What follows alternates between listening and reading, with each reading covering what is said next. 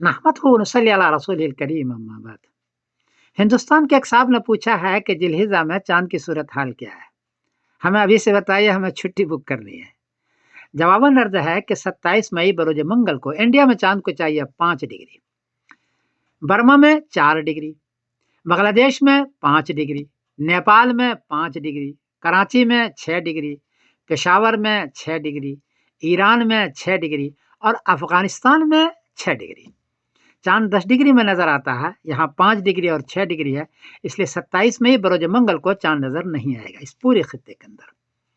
28 مئی بروز بدھ کو انڈیا میں چاند کو چاہیے 19 ڈگری، برما میں 18 ڈگری، بنگلہ دیش میں 18 ڈگری، نیپال میں 19 ڈگری، کراچی میں 19 ڈگری، پشاور میں 19 ڈگری، ایران میں 20 ڈگری اور افغانستان میں 19 ڈگری۔ چاند 10 ڈگری سے کافی اونچا ہے، اس لیے 28 مئی بروز بدھ کو چاند نظر آئے گا، دیر تک رہے گا، واضح نظر آئے گا، اور 29 مئی بروز جمعرات کو ذی الحجہ کی پہلی تاریخ ہوگی انشاءاللہ۔ اس اعتبار سے 7 جون بروز سنیچر کو بقرعید ہوگی اس پوری خطے کے اندر۔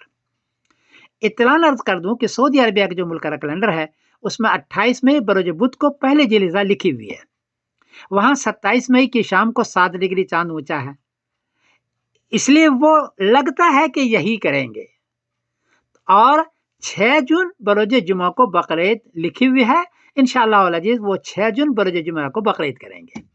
تو انڈیا کے اندر بقرعید ہوگی 7 جون بروز سنیچر کو، اور سعودی میں اور سعودی کے ماننے والے جتنے بھی ہیں وہ 6 جون بروز جمعہ کو بقرعید وہ کر رہے ہیں، ایسا ہے۔